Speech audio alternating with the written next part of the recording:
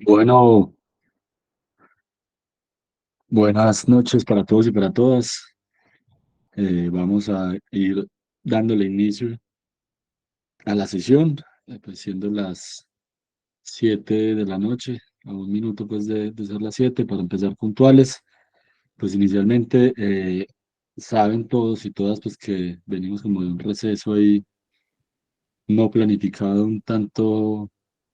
largo, pero bueno, que se dio pues por diversas circunstancias, diversas situaciones, pues unas de aplazamiento de quien estaba encargado, luego pues se cruza una fecha, digamos, bastante familiar y social, luego también se cruza con una actividad en la que nosotros como equipo coordinador y seguramente muchos de ustedes y muchas acompañaron también, pues que fue la actividad que se hizo en solidaridad con el pueblo de Palestina. Entonces, bueno, casi pues que un mes o tal vez más, 5 semanas en las que no habíamos podido vernos, entonces pues bueno, saludarlos y saludarlas a todas y a todos, esperando pues que todo ande muy bien en sus vidas personales, en sus vidas profesionales, que no son distintas a las personales, sino que pues es una misma vida. Eh, entonces bueno, deseamos desde la Corporación Jorge Luis Ortega García y desde Cintralecol Caldas que todo ande muy bien. Eh, La idea, bueno, es, digamos, abordar hoy la sesión que ya les, digamos, explicaremos más de qué se trata. Nos quedaría faltando esta de hoy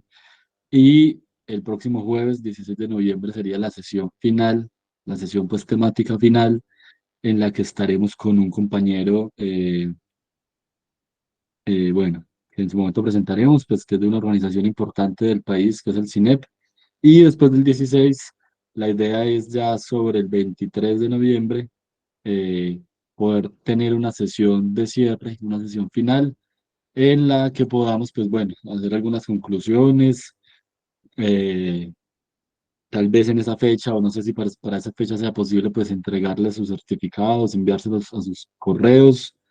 eh, y bueno, pues que esa sesión final, pues también como para escuchar una retroalimentación de parte de ustedes como participantes. Entonces, bueno, sin más preámbulo ahí, hoy vamos a estar con María Camila Agudelo Ríos, que es compañera de la Corporación Jorge Luis Ortega García, es asociada, fundadora de la organización, ha venido trabajando en el proyecto de la corporación, asumiendo la coordinación del área de investigación y de formación y acompañando pues varias tareas eh, en general de la corporación. Ella es trabajadora social de la Universidad de Caldas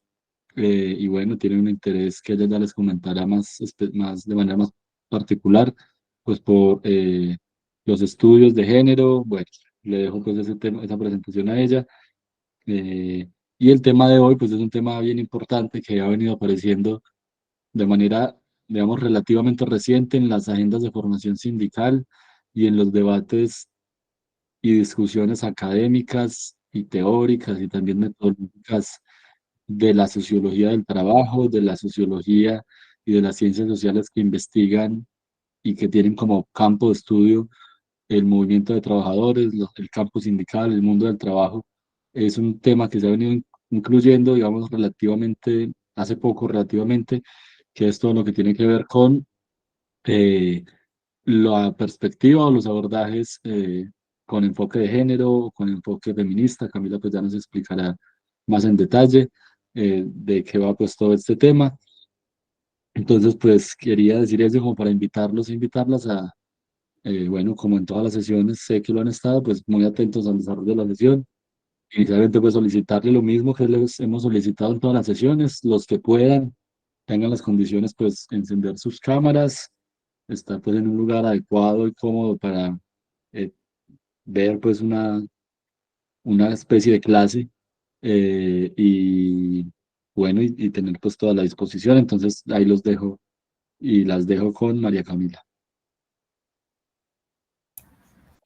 Gracias, Mate. Bueno, buenas noches a todos y todas. Ya Mateo pues hizo una presentación, creo que igual la mayoría de ustedes pues ya me han visto en algunas sesiones de la escuela y quizás pues también en otros contextos con la corporación. Como les dice Mateo y como pudieron ver también en la invitación, hoy vamos a hablar principalmente de aquello que se conoce como las nuevas agendas del sindicalismo, que también pues hacer ahí adelantarme un poquito, y es que pues si realmente ahorita se están posibilitando esas discusiones, pues no quiere decir que sean discusiones que son recientes. Ahorita, de hecho, pues en la conversación vamos a permitirnos identificar también que eso ha sido una construcción histórica, que ha sido también de pérdidas, pero ha sido también como de logros frente a ciertos contextos y ciertos derechos que tenemos como mujeres y como comunidad LGTBIQ+. Antes de empezar, quisiera pues decirles principalmente cuál es el objetivo de hablar de este tema, porque las nuevas agendas sindicales pues incluyen también las ambientalistas, los temas coloniales, los temas campesinos, bueno, diferentes enfoques y perspectivas, pero quisimos hacer énfasis principalmente en esta perspectiva porque tiene mucho que ver, uno, con las discusiones que se están dando actualmente por parte de las compañeras obreras, trabajadoras; dos, porque hoy en lo que conocemos como la cuarta ola de las luchas feministas, pues se vienen desarrollando una serie de discusiones alrededor de derechos de las mujeres, como es la despenalización del aborto, como es el sistema de cuidados, las economías feministas. Entonces son, digamos, contextos que requieren que el sindicato esté a la altura de estos debates y también en la capacidad de hacer parte desde sus proyectos comunes con estas luchas que están emergiendo en este momento. Y tercero, porque hay un elemento fundamental de lo que ha sido la lucha de las y los trabajadores, y es la relación que ha tenido el capitalismo con el patriarcado. Es decir, establecer y comprender esa relación sirve también para sentar las bases de cuál ha sido el lugar de las mujeres en el trabajo, pero a su vez cuál ha sido entonces el lugar de las mujeres en todos esos escenarios de lucha obrera en su momento, y con el surgimiento de los sindicatos pues como líderes, dirigentes y parte también del sindicalismo. La presentación, la idea es que la hagamos en 3 momentos, podemos conversarla. Si tienen preguntas en el momento, Mate me va avisando porque no veo la pantalla de la videollamada. Que la hagamos en 3 momentos. Uno, que hablemos un poquito de, bueno, qué es eso que nosotros hemos escuchado y que conocemos sobre feminismo. Yo les voy a dar 2 de las definiciones que se han dado alrededor de lo que es el feminismo, que logremos identificar cuáles han sido esos desarrollos del feminismo a lo largo de la historia, y a su vez, pues entonces cuáles han sido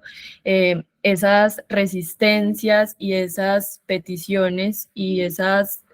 denuncias por garantía de derechos que se han dado por parte del movimiento de mujeres. Y en un segundo momento que podamos hacer como un paso muy general, porque igual este tema pues se requiere de mucho tiempo y mucha profundidad para lograr ver algunas vertientes de esta historia, pero sí como un paso general en lo que comprende la Edad Media y la Edad Moderna del papel de las mujeres en el escenario laboral. ¿Por qué comprender el papel de las mujeres en este escenario es importante para la construcción de nuestras agendas? Y es principalmente, como ya lo van a ver, porque a la vez que hay unos escenarios de lo laboral y de la inserción de las mujeres en el mundo del trabajo, pues empiezan a surgir también unas resistencias y una participación muy clara de las mujeres frente a las solicitudes de las luchas de la clase trabajadora. Entonces, por eso la idea es que hagamos ese repaso general y finalmente que podamos entonces acercarnos con esos elementos históricos, políticos y de contexto a cuáles son entonces esos escenarios de disputa que hoy el sindicalismo tiene y requiere darse al interior, a nivel social, en sus trabajos políticos y también a nivel de empresa desde la perspectiva del feminismo. Bueno, sin más, entonces vamos avanzando. ¿Qué es el feminismo? El feminismo, si bien aquí dice que inicia formalmente en el siglo XVIII, se dice que formalmente porque anterior al siglo XVIII, como ustedes van a ver ahorita en la presentación, se dieron también unas reivindicaciones y unos procesos de resistencia de las mujeres. Sin embargo, estos procesos de resistencia, si bien pasaban por las acciones colectivas y las acciones comunitarias de las mujeres, pues no tomaban como una característica de nivel de movimiento social y político internacional. Entonces digamos que es a partir del siglo XVIII que empieza el feminismo a aparecer con ese nombre como un movimiento social y político con un objetivo claro, y es generar la conciencia y la resistencia de las mujeres alrededor de las estructuras de opresión, dominación y explotación. Esto es fundamental entenderlo en el marco de que el movimiento social y político feminista tiene un objetivo principal que tiene que ver con cómo se genera conciencia, no solamente a las mujeres, sino en la sociedad en general, de esas explotaciones y esos escenarios de dominación que han sufrido las mujeres históricamente por el hecho de ser mujeres. Es decir, siempre hay un argumento de lo natural, una jerarquización de los sexos a partir, digamos, del sexo de nacimiento, por llamarlo de alguna forma. También quiero hacer una aclaración allí, porque Victoria Sau dice que ha sido por parte del colectivo de varones, y esto ha generado unas discusiones al interior del movimiento feminista con la sociedad en general, incluso unas resistencias de la sociedad al feminismo, y tiene que ver con algo que empieza a rodar por toda la sociedad y que empieza a ser conocido como si fuera una guerra de hombres contra mujeres, cuando realmente, y acá me permito retomar a una antropóloga que se llama Rita Segato, que de paso se las recomiendo mucho. Rita Segato dice: la lucha por la generación de conciencia de esas mujeres frente a la opresión, dominación y explotación no es contra los hombres, es para que se reconozca que existe una estructura que es el patriarcado social, política, cultural y económica, que relega a las mujeres a esas situaciones por el hecho de ser mujeres, y hace una distinción interesante entre lo que es el machismo, el patriarcado y los hombres. Entonces dice, si comprendemos que el patriarcado es una estructura y que el machismo es la forma de expresión y de legitimación de esa estructura, es decir, la forma como se reproduce a nivel social, básicamente mediante procesos del lenguaje, relaciones de poder, esa estructura patriarcal, entonces logramos comprender que no se trata de una lucha en contra de los hombres o que los hombres no puedan acompañar las discusiones o las disputas del feminismo, sino que por el contrario, esa conciencia que se quiere generar en el colectivo de mujeres, incluso en la sociedad, pues tiene que ver es en cómo enfrentarse a una estructura patriarcal. Entonces partimos de reconocer que el feminismo es un movimiento social y político que busca generar conciencia y de alguna forma transformar esas situaciones de opresión, dominación y explotación que han sufrido las mujeres a raíz de la estructura patriarcal. Simone de Beauvoir también brinda una definición de lo que es el feminismo, que a mí me parece muy hermosa. Ya más adelante hablaremos quién es Simone de Beauvoir, ahí está en la imagen, es una de las pioneras del feminismo de esa época, y ella dice que el feminismo es un modo de vivir individualmente y de luchar colectivamente. Y creo que más allá de comprender esa estructura como movimiento, pues parte también de aquel posicionamiento que hemos escuchado también, que tiene que ver con que lo personal es político, y entonces la generación de esa conciencia no lleva más que a la necesidad de organización de las mujeres y de colectivización. ¿Y esto por qué? Porque realmente esas formas de la dominación y de la explotación no son simplemente de algunas mujeres o que le pase solamente a algunas en su ámbito familiar, laboral y social, sino que eso tiene que ver específicamente con cómo esta situación corresponde a una estructura y no simplemente a un modo individual de vida. Y por eso ella dice que es un modo de vivir individualmente, porque se busca transformar esas prácticas de lo cotidiano, pero se debe luchar a partir de la organización de las mujeres. El feminismo, entonces, tiene 4 olas. Ahora, pues están hablando de una quinta ola, pero hasta el momento, pues hay como una identificación de estas 4 olas. La primera ola, y antes de comenzar ahí les hago como un dato curioso, y es que la palabra ola, para referirse a esa historia o a esa construcción que se daba el feminismo históricamente, se mencionó por primera vez en 1968 por parte de una señora que se llamaba Marta, que trabajaba en un periódico, y a raíz de las luchas que en esa época se estaban dando, principalmente sobre el sufragio femenino, el voto femenino, entonces ella titula ese movimiento en una de las marchas y de resistencias que hacen las compañeras sufragistas, entonces ella la llama la segunda ola feminista, ¿cierto? Porque ya estaba antecedido, y ya lo vamos a ver, por otros procesos de resistencia, pero entonces a partir de allí es que empieza como a acuñarse esto de las olas feministas, y ya casi en todo el desarrollo de lo que ha sido el feminismo en la academia, pues empieza a ser reconocido de esta forma. La primera ola pues se comprende aproximadamente entre 1789 y 1800. Allí hay un hecho importante para las mujeres, pero también para la sociedad en general, y tiene que ver con la Revolución Francesa. Si ustedes recuerdan, el principal lema de la Revolución Francesa y la principal disputa de los ciudadanos fue por igualdad, libertad y fraternidad. Pero resulta que, como también lo hemos visto en la historia, esa igualdad, esa fraternidad y esa libertad hablaba de derechos de los ciudadanos, de los hombres, es decir, las mujeres hasta ese momento continuaban teniendo un papel claro, que era cuidar la casa, cuidar de la familia, tener relaciones sexuales con su esposo con fines reproductivos, y era el lugar que podía tener la mujer, ¿cierto? Incluso que ahí hay una categoría importante de cuál es el rol que empieza a cumplir la mujer en términos de las sociedades, y es no tomar decisiones familiares. Eso le corresponde a su padre, y cuando se case a su esposo, es decir, siempre a través como de que estuviera a cargo un hombre de una mujer, ¿cierto? Entonces, a partir de allí, las mujeres empiezan a generar una conciencia de, bueno, estamos hablando de los derechos de los ciudadanos,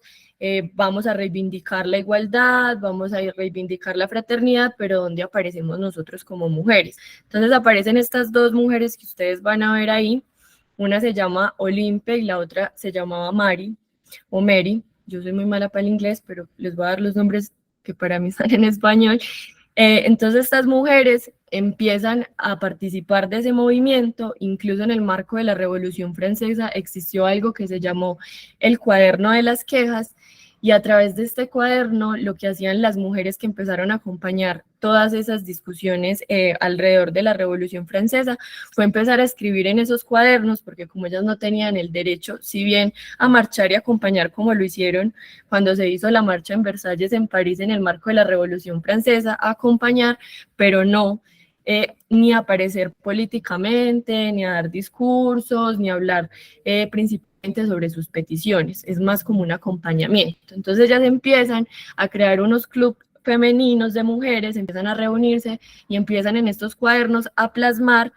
cuáles son las solicitudes, los pensamientos y las demandas que ellas tienen alrededor de lo que en ese momento pues estaba consolidando como la Revolución Francesa.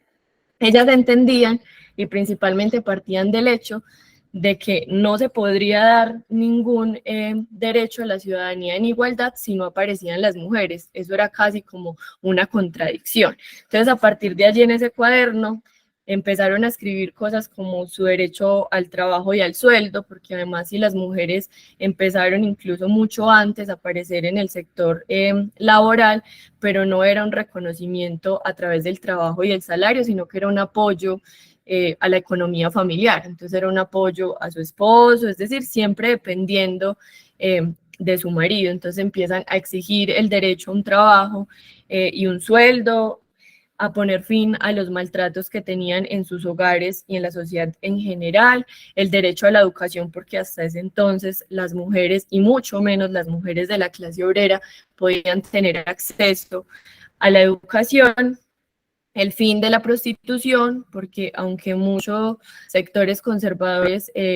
llamen que el tema de la prostitución es algo que se está dando recientemente y que tiene que ver con la libertad o el libertinaje o los derechos que se les han dado a las mujeres, pues realmente el tema de la prostitución y el trabajo sexual ha aparecido históricamente, y en esos momentos sí que más como una forma de dominación también de los cuerpos de las mujeres. Y poner fin fue otra de las peticiones a los abusos dentro del matrimonio, porque además si la mujer en algún momento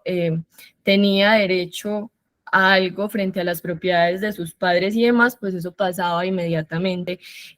a su esposo. Entonces digamos que ellas estaban exigiendo también un derecho a decidir en el marco del matrimonio sobre esos procesos y esas propiedades. Resulta que a partir de ahí, entonces estas dos compañeras que les menciono, empiezan a construir algo que se llama la Declaración de los Derechos de la Mujer y la Ciudadana. Entonces, digamos que empiezan a decir que si se habla de igualdad y fraternidad, pues se debe partir también por comprender la condición de la mujer y darle solución a algunas de las demandas y peticiones que ellas tenían. De allí también de la mano nace la Vindicación de los Derechos de la Mujer, que no es más que los que les acabo de mencionar y tiene que ver con ser reconocidas en su condición de ciudadanas, en la toma de decisiones de la sociedad, ser reconocidas en el trabajo, ser reconocidas en la educación. Pero resulta que, bueno, a una de estas mujeres fue directo a la guillotina. De hecho, pues digamos, hubo una alta resistencia patriarcal a estas solicitudes, y a partir de eso nace en ese entonces el Código Napoleónico, que era un código civil que empezó a establecer principalmente que las mujeres no tenían absolutamente ninguno de los derechos que estaban pidiendo, ni los derechos que a través de la Revolución Francesa se habían conseguido, simplemente porque su condición natural las hacía inferiores a las condiciones de los hombres. Y eso fue todo un retroceso de esa primera ola, que sin embargo, aunque terminó mal, y realmente no hubo ningún reconocimiento, pero sí fue gestando por lo menos los primeros cimientos para lo que sería más adelante todo el logro del movimiento feminista. Entonces llega la segunda ola, después de ese intento fallido de organización y de derechos de las mujeres, y esta segunda ola tiene unos componentes principales. Uno tiene que ver con el sufragismo, y fue donde empezó toda la época más fuerte del movimiento por el voto femenino a nivel internacional. El derecho a la educación, acá digamos que parte de esas solicitudes, aunque históricamente cuando nosotros hablamos de ese momento solamente se nos viene a la cabeza el tema del movimiento por el sufragio. El sufragio fue solamente una de las solicitudes del movimiento de mujeres en ese momento. Estaban recuperando precisamente esas solicitudes y esas demandas que se habían venido haciendo desde que las mujeres empezaron a organizarse, y entonces con el sufragio también nace la reivindicación por el derecho a la educación. Las mujeres tuvieron un papel súper importante en la lucha en contra de la esclavitud, aunque cuando se hizo una conferencia, que en este momento se me escapa el nombre y la fecha, en contra de la esclavitud, algunas de las mujeres que hicieron parte del movimiento sufragista fueron y se dirigieron a ese congreso y a esa asamblea para dar algún apoyo, solidaridad e incluso manifestar allí sus demandas, pero estaba liderada en su mayoría por hombres, y cuenta la historia que no les permitieron ingresar, y ellas en la parte de afuera empezaron de alguna forma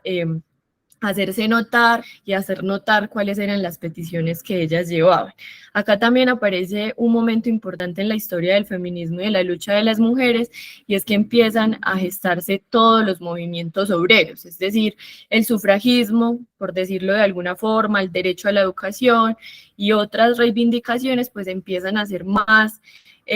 fáciles para las mujeres que hacían parte de las clases altas, porque entonces, si bien no estoy diciendo que ellas no sufrían ningún tipo de violencia y no estaban sometidas, porque evidentemente las obligaban a casarse por negocio familiar, con otra persona y demás, pero ellas tenían un grado más como de posibilidad de poder dar estas reivindicaciones,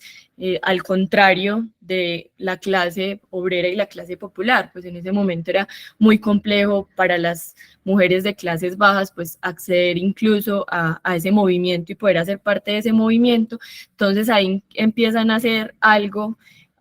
apenas como las raíces de lo que sería la división del feminismo, de un feminismo liberal, que es el feminismo de las clases altas, que tiene unas reivindicaciones y unas características principales, pero empieza también a nacer el feminismo que en su momento era el feminismo obrero, que más adelante pasó a ser el feminismo marxista. Entonces es un feminismo que habla de la condición de la mujer. Entonces dice, no es lo mismo hablar de las reivindicaciones y las demandas de las mujeres por votar y por participar políticamente y públicamente en las decisiones, que de las mujeres que están siendo explotadas por tener garantías y condiciones dignas de vida y de trabajo. Entonces digamos que ahí empiezan a darse esas discusiones también dentro del movimiento. Después se da la tercera ola del feminismo. Acá es donde aparece Simone de Beauvoir, que es conocida como una de las pioneras del feminismo. Ella escribió un libro en su momento que se llama El segundo sexo, y allí ella habla más específicamente de lo que tiene que ver con la esencia del ser mujer. Entonces recordemos que toda esa condición del ser mujer empieza a llamarse como lo natural, y al ser lo natural entonces siempre está en subordinación al hombre, que en la jerarquía de los sexos pues es el que debe tener la dominación. Entonces ella hace todo un estudio, de hecho muy riguroso y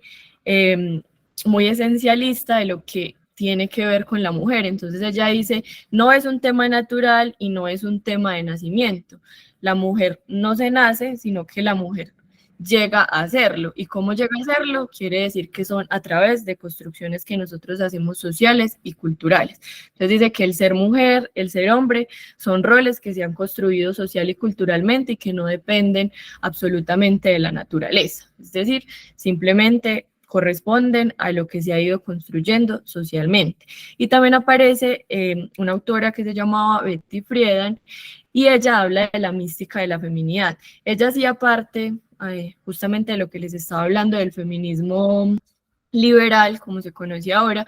porque ella lo que decía es, cuando empiezan a darse las guerras, entonces los hombres deben partir a la guerra y las mujeres empiezan en ese momento, para suplir las necesidades sociales y de sus hogares, a ser parte de los puestos de trabajo donde los hombres estaban cuando tuvieron que irse a la guerra. Pero cuando se acaba la guerra, entonces vuelven a reincorporarse en esos trabajos y las mujeres vuelven a ser relegadas al hogar, sobre todo pues las mujeres que en su momento tenían pues un rasgo de privilegio y de clase alta, que fueron quienes estuvieron en esos puestos de trabajo temporalmente, porque las mujeres obreras nunca dejaron de estar en el desarrollo económico, ni en el trabajo, ni en el mundo del trabajo. Entonces ella dice, hay una mística de la feminidad, y hace todo un estudio de lo que implicó para las mujeres empezar a ocupar esos lugares laborales, políticos y públicos, y luego volver a ser relegadas a su hogar, porque dice que hubo allí un grado como de conciencia de las mujeres frente a su naturaleza y a lo que le correspondía. Y allí pues empiezan a nacer otro tipo de feminismos, porque va muy ligado también a las reivindicaciones de las personas afro. Entonces empiezan a haber feminismos interseccionales, feminismos afro, feminismos de la diferencia. Entonces empieza a haber ya todas una corriente de lo que puede ser la situación específica de la mujer de acuerdo a su contexto y a su clase. Y la cuarta ola, que es la ola más reciente y que puede ser la ola que en este momento está demandando más de las agendas sindicales, y esta ola nace principalmente con dos características, teniendo en cuenta que si nosotros, pues en este momento dando este recuento, pues nos detenemos un momento, pues nos damos cuenta que parte de todas esas reivindicaciones desde 1789 hasta la actualidad, pues siguen siendo reivindicaciones que todavía se están dando, es decir, son derechos que se han ganado a medias en unos procesos, o que de alguna forma pues todavía siguen siendo vulnerados. Pero el movimiento que caracteriza la cuarta ola es el movimiento en contra de las violencias basadas en género. Una corriente principalmente por redes sociales que se llamó Me Too, que a mí también me pasó si no estoy mal, y hablaba de cómo todas las mujeres hemos experimentado en el desarrollo de nuestras vidas algún tipo de violencia. Es decir, todas esas formas de discriminación, de opresión y de subordinación, pues no han desaparecido. De hecho, ahorita justamente estaba escuchando a alguien decir que se habla de unas violencias que dejaron de aparecer en lo público y en las demandas, pero que siguen sucediendo al interior de los hogares y al interior de los puestos de trabajo. Entonces, ese movimiento de lo que habla es de todo ese movimiento en contra de las violencias basadas en género. Allá hay unas luchas principales alrededor de las desigualdades económicas de las mujeres, la feminización de la pobreza, que es algo que ha surgido mucho y que pues lo vayamos teniendo también en cuenta en esa relación capitalismo-patriarcado, y de alguna forma también lo que ha sido todos los temas de las violencias, pero específicamente los feminicidios y las violencias sexuales en contra de las mujeres. Esas son las olas que han caracterizado principalmente el movimiento de mujeres. Y ahora la idea es que empecemos a hablar un poco entonces de cuál ha sido a lo largo de esa historia y de esos periodos el papel de la mujer en los escenarios laborales. Hay una escritora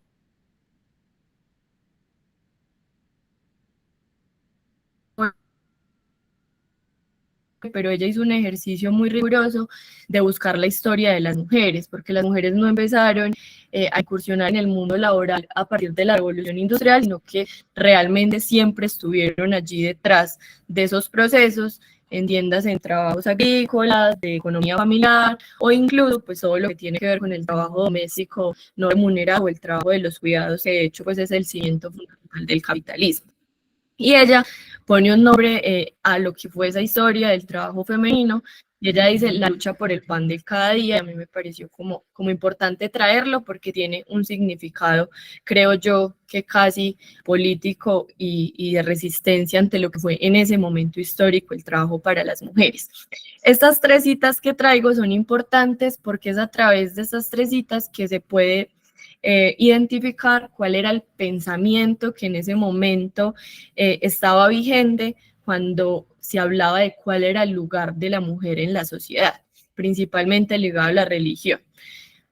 Aquí hay uno de Florentino que dice: al bueno y al mal caballo, la espuela, a la buena y a la mala mujer, un señor, y de vez en cuando el bastón. Entonces recordemos que esto era lo que realmente estaba permeando en ese momento en términos de ideas, de significaciones, de roles sociales y del papel de la mujer socialmente. Después Dios le dijo a la mujer: te daré más trabajo y multiplicaré tus embarazos, y con todo y tu duro trabajo tendrás también que dar a luz a los hijos. Desearás estar con tu marido, pero él te dominará a ti.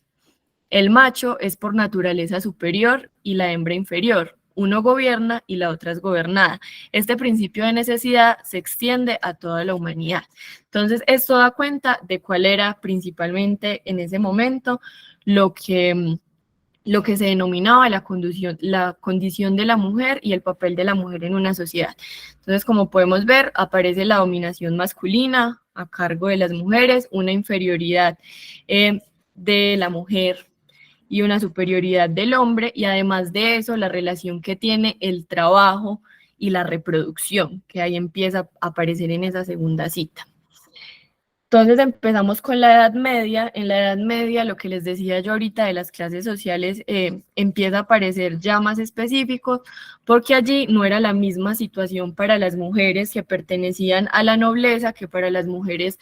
que eran campesinas en la ciudad o para las mujeres que estaban en el campo. Es decir, allá había una distinción incluso en ese momento para las mujeres que decidían ser monjas, tenían un papel social diferente, siempre desde la explotación y la dominación, pero la explotación era diferente.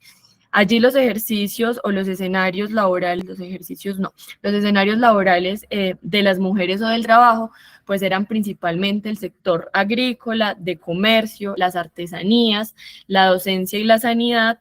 El tema de la sanidad era principalmente las parteras, las mujeres que acompañaban los partos, la industria de víveres y textiles. Acá es importante hacer una aclaración, y es que si bien las mujeres apoyaban esos procesos, las mujeres no recibían ninguna remuneración de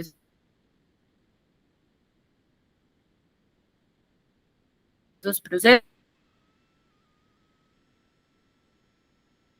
Las casas de los nobles, que es entonces se conocía como servidumbre, pero su retribución no solamente económica, sino que tenía que ver con su sustento y poder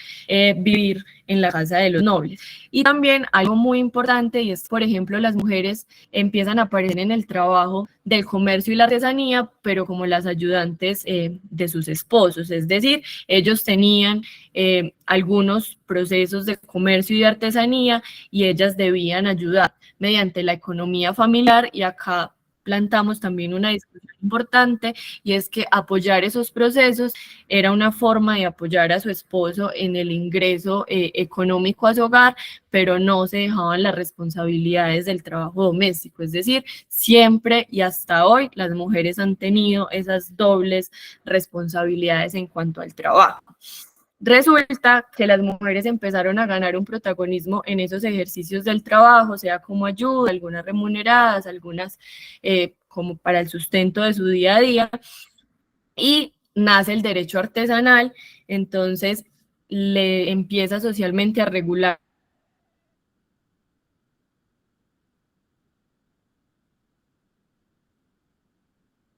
el trabajo, aunque esté tan capacitada para ello como un hombre. Entonces vuelve y se relega el papel y la condición de la mujer al hogar. Es decir, se reconoce incluso si nosotros pues le hacemos como un análisis a esa cita de que la mujer puede tener la capacidad, no se está dudando de la capacidad de la mujer a desarrollar ese trabajo, pero se dice que no hay ninguna autorización para ejercer esa actividad y sin importar si tiene la misma capacidad o no que el hombre para desarrollar ese trabajo.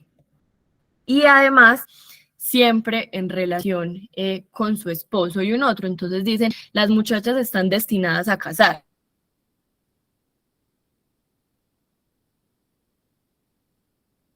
Ese es el... Una zapatera no será ninguna ayuda para un herrero. Entonces dicen, las mujeres empiezan antes de matrimonio a ejercer esos lugares en el trabajo, pero entonces a través de ese hecho artesanal dicen las mujeres no están autorizadas, además las mujeres lo único que deben pensar y para lo único que están es para casarse, entonces no nos importa que desarrollen capacidades en el comercio ni en la artesanía porque realmente se van a dedicar y es en el momento del matrimonio pues a lo que haga su esposo. Un hecho innegable es que durante los 3 últimos siglos de la Edad Media, las mujeres, tanto en el marco de la economía urbana, marcada por la actuación de los gremios, como en lo que refiere a su situación legal, unas brechas en la estructura patriarcal, es decir, no había reconocimiento de ese trabajo femenino, lo cual no quiere decir que no lo realizaran las mujeres, es decir, las mujeres seguían participando en el comercio, en la artesanía, en la industria de víveres y de textiles y demás. Sin embargo, por eso yo les decía ahorita, el movimiento feminista no solamente surgió desde como se conoce en esa primera ola, sino que también en esos procesos, pues al haber sometimiento y explotación, muchas mujeres también se hicieron conciencia de estos procesos e intentaron aportar a esa transformación. Y una de ellas fue Cristina de Pizan. Ella era una poeta y ella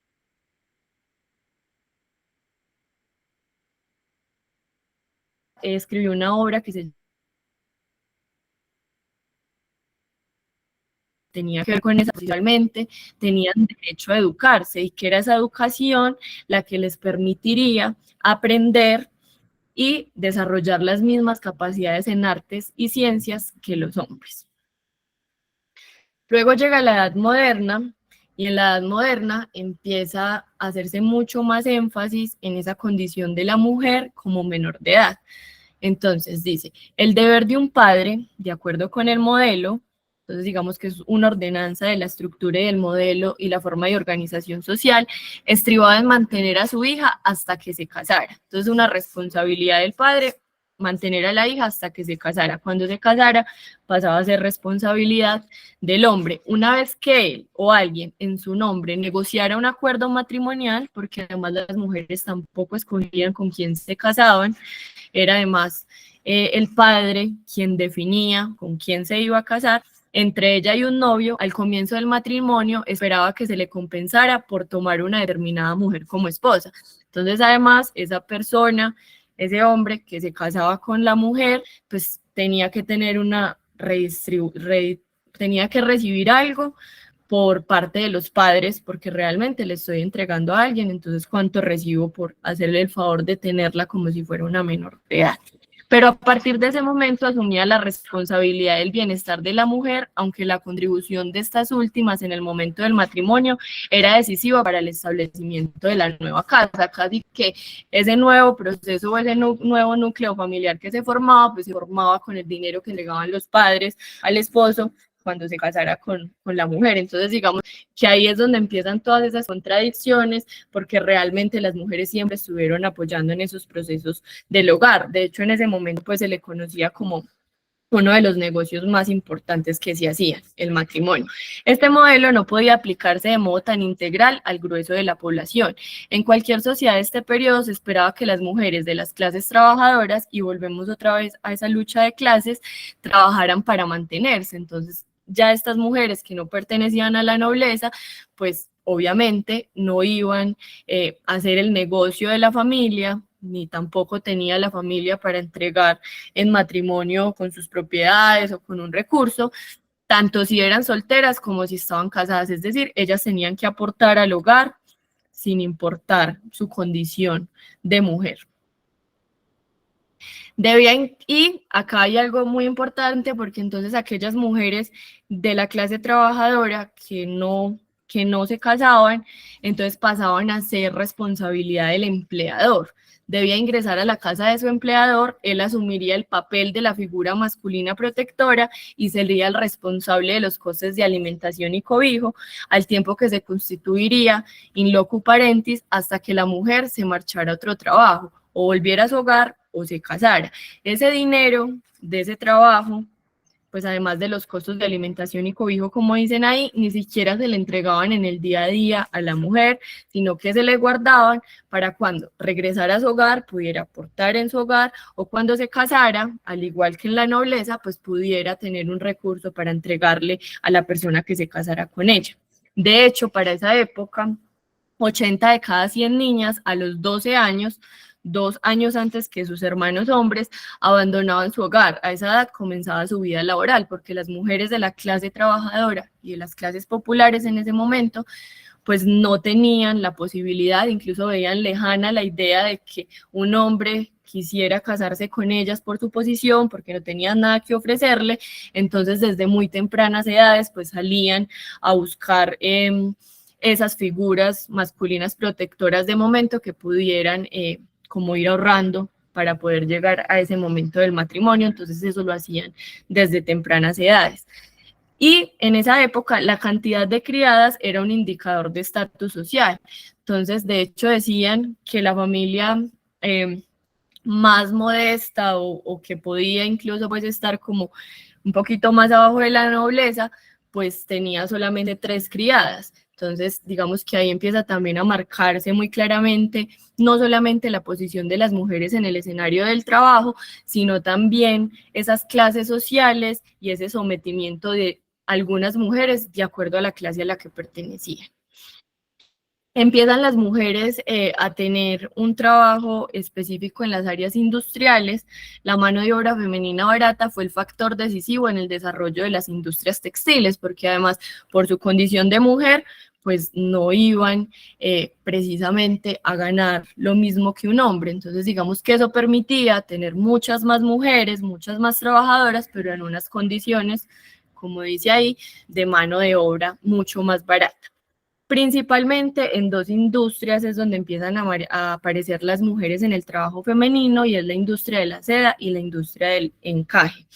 El abanico de opciones laborales de una niña estaba limitado por las restricciones de los gremios. Allí los gremios, pues, claramente estaban constituidos por hombres, y los hombres pues empezaron a ver en un riesgo a sus trabajos, incluso pues a su gremio mismo, la participación de las mujeres en esas áreas industriales donde ellos trabajaban, porque claro, cada vez pues se necesitaban menos de ellos porque ellas cobraban más barato y podían tener muchísimo más. Entonces temían que esas mujeres trabajaran por menos y los salarios de los jornaleros pues disminuyeran, es decir, empezaban de alguna forma también a ver a las mujeres como un riesgo frente a ese proceso del trabajo en esas industrias de la seda y del encaje principalmente. A finales del siglo XVIII, los gremios empezaron a desaparecer. Era más fácil la inclusión laboral de las mujeres, es decir, estos empezaron a ser como los mayores opositores de la participación de las mujeres en estos trabajos industriales. Entonces, cuando empiezan a desaparecer los gremios, pues empieza a haber ya una posibilidad un poco más amplia de las mujeres, aunque en iguales condiciones de precariedad en los ejercicios laborales. Las mujeres en actividades nuevas como la sombrería de damas y la fabricación de capas. Entonces ya no solamente las sedas y los encajes, sino que empiezan, digamos, como a incursionar en otras actividades. En 1792, el director de Campbell en Londres asignó la categoría de trabajo de indigentes a todas las actividades de confección de ropa a cargo de mujeres. Entonces ya no solamente las mujeres estaban destinadas por su condición a ocupar unos roles, sino que además los trabajos y las actividades que estuvieran a cargo de mujeres, pues eran actividades que también empezaron a ser feminizadas y por tanto a ser señaladas, como ustedes pueden ver acá, como trabajo de indigentes, a todas esas actividades que correspondían al trabajo que hacían las mujeres. Es más que evidente, los trabajos y los días de las mujeres están sometidas los trabajos y los días de las mujeres están sometidas a continuas y terribles tensiones. Entonces, si son los gremios, o la sociedad, o son las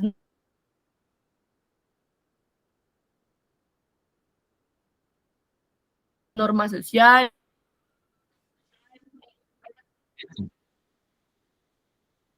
pero las mujeres dependen de la autoridad del hombre. Y cómo el trabajo sirve para pasar del padre al marido, A mí, o a veces para estar constantemente, ¿sí? de pronto estás teniendo problemas con el internet porque se entrecorta mucho. No sé si soy yo o si Ah, los no, demás compañeros y compañeras perciben la misma falla. Sí, está entrecortado. Pensé que Yo era yo pensé también que ese era el el mío. problema. Sí, a Yo veces pensé se que era el mío, ya me corta. había reubicado. Sí. Sí, hay interferencia, correcto. igual, compañeros. ya reviso. Hace mucho rato. No digo, sí. No, pero igual la idea Es se ha llevado, Cami, esporádicamente después nomás. que hayamos perdido la idea temporal. Es esporádica por Es rato. esporádico, ¿no?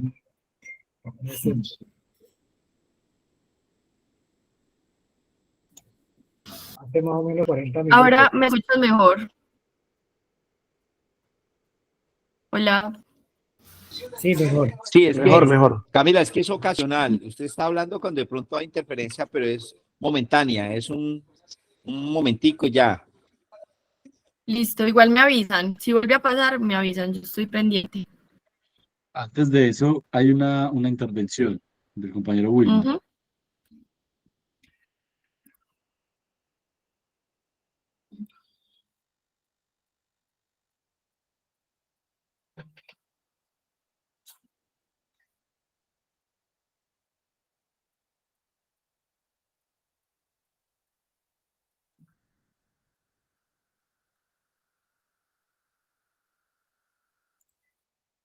Compañero Wilmar Augusto, ¿va a intervenir o fue que involuntariamente se le levantó la mano?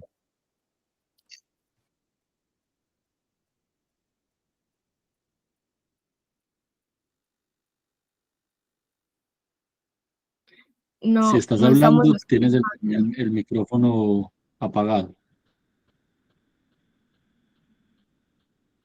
Que Tienes, el- continuemos, tienes el mute, que continuemos, le entendí yo leyéndole los labios. bueno. Listo, entonces vamos retomando. Bueno, acá como conclusión principal tiene que ver pues en la Edad Media y en la Edad Moderna, pues que siempre las mujeres estuvieron sometidas a esas tensiones, que siempre a partir de todas esas participaciones o esas incursiones que pudieran tener en las actividades laborales, pues siempre existió esa dependencia y esa autoridad masculina, y que el trabajo de alguna forma, en algún contexto, pues empezó a aparecer como esa forma de pasar del padre al marido, es decir, como una forma para poder acceder a un núcleo familiar. En la Revolución Francesa, las mujeres también tuvieron una participación muy relevante que tiene que ver principalmente con las movilizaciones que se dieron en ese entonces, donde muchas obreras se unieron a esas luchas, principalmente de los trabajadores y revolucionarios que se estaban dando en su momento. Allí hay un papel fundamental, y es que ellas estuvieron también participando, no solamente acompañando, sino también en la construcción de panfletos, de periódicos. Algunas alcanzaban a militar en los procesos revolucionarios de ese momento, y empieza a tomarse también esa figura de los clubs políticos, igual que cuando se los mencionaba al principio, que no es más que esa organización de mujeres, es decir, esa forma de la acción colectiva y esa forma de la juntanza de las mujeres frente a sus opiniones, a sus disputas y a sus demandas frente a lo que estaba pasando en su contexto. Las luchas de las obreras, además, empiezan a surgir. De hecho, esta huelga de las cerillas en 1888 es conocida justamente cuando la estaba revisando para traérselas, como uno de los cimientos de los procesos sindicales. Es decir, en ese momento no eran sindicatos, no estaban sindicalizadas, pero se conocen como las madres del movimiento sindicalista. Es decir, estas mujeres tienen allí como un papel fundamental en esas formas de organización que empiezan a surgir alrededor de lo que iba a ser más adelante el sindicalismo. Una de los motivos por los cuales se dio esta huelga de las mujeres es porque ellas trabajaban con fósforo, y el fósforo estaba bañado como en algún químico o en el proceso había algo que era tóxico para ellas, entonces ellas empiezan a sufrir un montón de enfermedades que incluso cuando estaba revisando el caso, pues hablan incluso de la muerte de muchas mujeres, de perder principalmente parte de la boca, de los dientes, entonces, y a quedarse en calvas. Entonces, a partir de eso, las mujeres empiezan a tomar una conciencia del riesgo y de las condiciones en las cuales están trabajando y empiezan a organizarse alrededor de algo que fue el comité organizador de esa huelga. Entonces empiezan de alguna forma a mirar cuáles eran las demandas que iban a solicitar a través de la organización frente a lo que les estaba ocurriendo, pero además esto es muy importante porque las mujeres empiezan a ver allí un poco respaldo de los trabajadores, de los obreros en ese momento. Dice la historia que ellas empezaron a pensarse días anteriores, como funciona actualmente incluso la huelga, entonces se hacen afuera de la fábrica, no dejan ingresar a los obreros, empieza todo el proceso de la huelga, que de hecho pues celebran que todas las mujeres obreras de la fábrica pues hicieron parte de esa huelga, pero dicen que los hombres por el contrario pues no tuvieron ningún respaldo. Claro que eso hace parte pues como de la historia. La huelga de las fosforeras fue un catalizador vital para el nuevo sindicalismo, entonces por eso son conocidas como las madres del movimiento sindicalista. Aparece otra huelga que es muy importante con la participación de las mujeres y es la de las costureras industriales en 1908, que además fue muy importante porque fue muy grande y también porque empezó con unas reclamaciones muy puntuales que, si ustedes pueden ver, incluso pues tiene mucha relación aún con las demandas que nosotros hacemos desde el sindicalismo. 40.000 costureras de muchas grandes fábricas de Estados Unidos se declararon en huelga. Entonces no era solamente de una fábrica, sino que lograron incluso generalizar y articular o unificar las situaciones que estaban viviendo en esos escenarios laborales para poder constituirse también en colectivo. Entonces se declararon en huelga para reclamar igualdad de derechos, reducción de jornada, derecho para unirse a los sindicatos, porque además en ese momento pues no podían de alguna forma estar afiliadas, seguía su condición de mujer como independiente de participación en unos escenarios, y el cese de la explotación infantil. Esto es algo muy importante porque además, como yo les venía diciendo, el desarrollo de las luchas de las mujeres trabajadoras se dio, si bien por su condición, también en solidaridad con otras luchas. Entonces la esclavitud de las mujeres y los hombres afro, de la explotación infantil, es decir, empezaron a aparecer también como un proyecto común en otras reivindicaciones. Aquí, en el marco de esta huelga, pues pasó un hecho muy lamentable que tiene que ver también con que unas de las mujeres que estaban protestando en una de las fábricas, principalmente en Nueva York, murieron en un incendio, 146 mujeres trabajadoras. Era una fábrica textil y el color de las telas era violeta, y entonces cuando las mujeres estaban peleando mejores condiciones laborales, se tomaron la fábrica, las puertas no las pudieron abrir, empezó un incendio, pues algunos dicen que comenzó por un fósforo, otras personas dicen que fue intencional por el patrón, pero el caso fue que el humo que salía de la fábrica era violeta por el color del textil, entonces a partir de ahí el violeta empieza a ser el color que caracteriza al movimiento feminista. Además, el 8 de marzo se conmemora el Día Internacional de la Mujer Trabajadora, precisamente en conmemoración a lo que sucedió con estas mujeres que se encontraban protestando por mejores condiciones laborales. Y una de las huelgas más importantes, incluso para las feministas y para las mujeres sindicalistas, que ustedes la han escuchado a alguna mujer en algún momento, porque fue importante también por el significado que tuvo, y fue la huelga de pan y rosas en 1912. Fue una huelga de trabajadoras inmigrantes que se dirigió principalmente por trabajadores industriales del mundo. Aquí tuvieron un apoyo muy importante también de los hombres trabajadores, y estaba principalmente encauzada hacia el recorte salarial de 2 horas correspondientes a una nueva ley que acortaba la semana laboral de las mujeres. Resulta que ellas tuvieron un logro importante con esa exigencia del recorte salarial de esas 2 horas, pero después de que pues tuvieron esa victoria de tener la solicitud que estaban haciendo, pues resulta que ese recorte salarial lo empezaron a hacer también. En vez de recorte de esas 2 horas, empezaron a verlo también en los salarios. Entonces, a partir de ahí, el movimiento, que ya había sido fuerte para empezar con todo ese proceso, pues logró volver a organizarse y empezar a dar unas disputas mucho más amplias, que ya no tenían que ver solamente con las jornadas laborales y los recortes salariales, sino con la posición incluso que tenían las mujeres. Y por eso también es importante recordar el tema de pan y rosas, porque ellas realmente lo que estaban reivindicando, y que tiene mucho que ver ahora, es el pan por los salarios justos y los derechos laborales, y las rosas porque ellas consideraban que las condiciones de trabajo dignas y de aparecer incluso en sociedad y tener una dignificación de su vida, pues eran unas también de los motivos por los que las mujeres trabajadoras debían ir a huelga. Y esto es una parte de una de las consignas de ese momento de las mujeres, que yo quise traerlas porque me parece que refleja lo que en ese momento fue la lucha de las mujeres por pan y rosas. Mientras venimos marchando,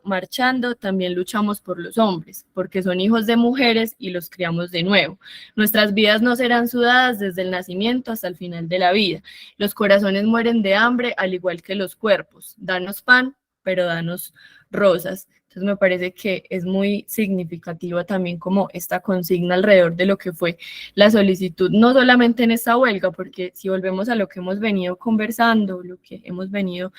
viendo alrededor de la historia, pues tiene que ver con cómo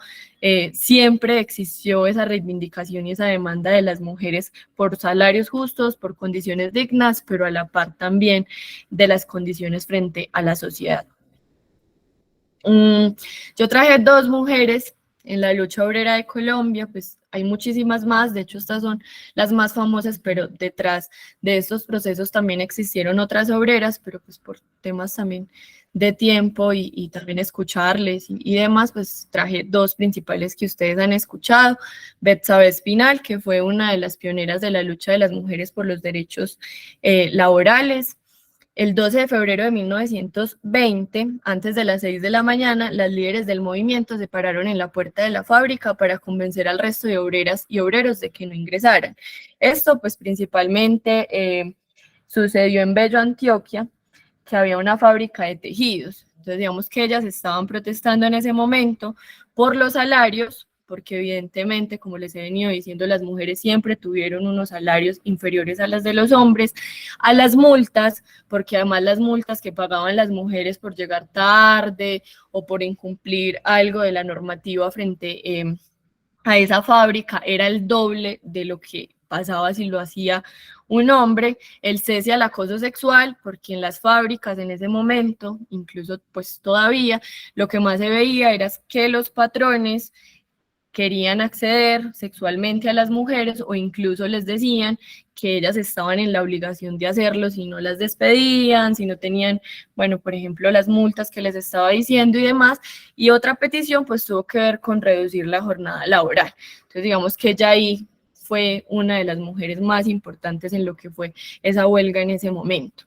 Además, se planteó la discusión a partir de ahí en Colombia de lo que era que las trabajadoras tuvieran que acceder a las solicitudes sexuales de las personas de la fábrica. Incluso hay una historia que no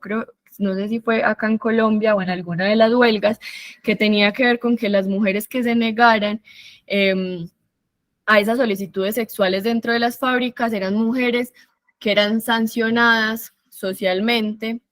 igual que las trabajadoras sexuales, que las mujeres que consideraban indignas, porque entonces los patrones lo que se encargaban era no solamente despedirlas de la fábrica, sino de que socialmente hubiera una estigmatización, como si ellas fueran mujeres de trabajo sexual o mujeres indignas que no cumplían con su función y con su posición social. Y María Cano, conocida como la flor del trabajo, ella es muy importante no solamente por un hecho en específico, sino porque fue una de las mujeres que planteó una postura importante en cuanto a las injusticias, a la represión, a la oposición. Ella participó activamente de todo lo que tuvo que ver con el movimiento de la Unión de los Obreros, además de un periódico que se llamaba El Rebelde, y algo que caracteriza al movimiento sindical o que lo caracterizó en la historia y que precisamente con esta escuela queríamos recuperarlo, y es la solidaridad que siempre ha existido entre el movimiento obrero y las luchas de otros sectores. Ahora quisiera escuchar ahí siquiera 3 o 4 personas que con este contexto, con esta historia, con lo que hemos venido conversando, ¿cuál creen ustedes que es la agenda entonces de género que deben empezar a transitar o a construir hoy los sindicatos desde estas experiencias? ¿Cuáles creen ustedes, se les viene a la cabeza incluso en su realidad, de cuáles son entonces esas disputas que le corresponde dar al sindicato en la construcción de sus agendas sindicales?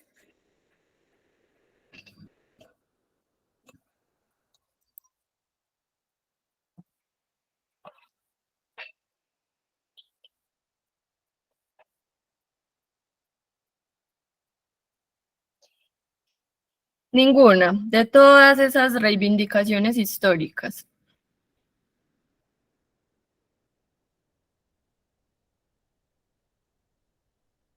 Carlos en la CUT, por ejemplo.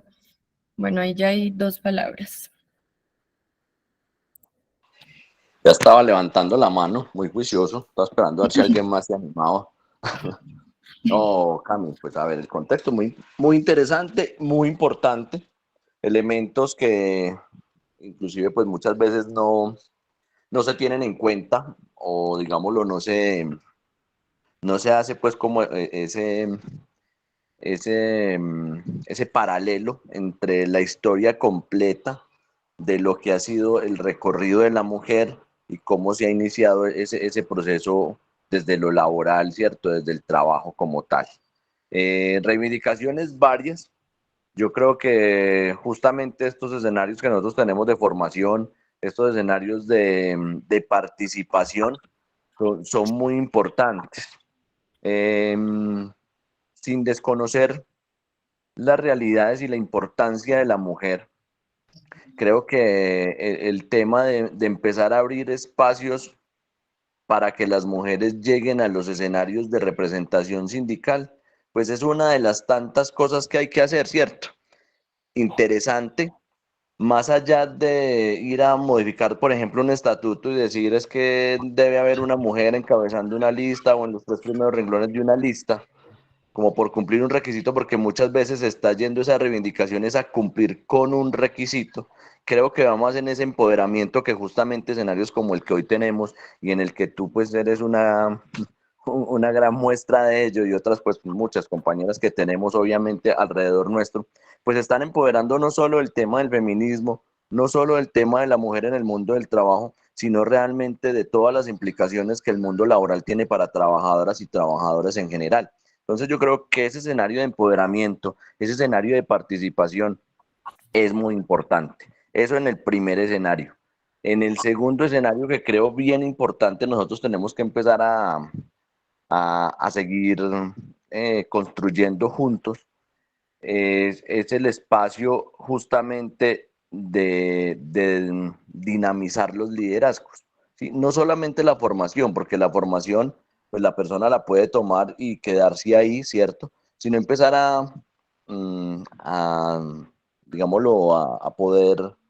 no tanto definir, sino a poder ubicar esos liderazgos, no sé cómo caracterizar y poder identificar esos liderazgos de las compañeras y de los jóvenes, porque es que es un grito no solo de las mujeres, es un grito de los jóvenes también que piden llegar a los escenarios de representación, que piden que sus voces sean escuchadas y que sean tenidas en cuenta en los escenarios de construcción, no solo sindical, sino social, ambiental y en los demás escenarios que nosotros nos movemos. Entonces yo creo que es bien importante identificar esos liderazgos y al identificarlos potenciarlos. No decir, pues, este muchacho, esta compañera va a ser un buen elemento, sino no va a ser un buen elemento, traigámoslo, démosle las herramientas y potenciémoslo, empecémoslo a,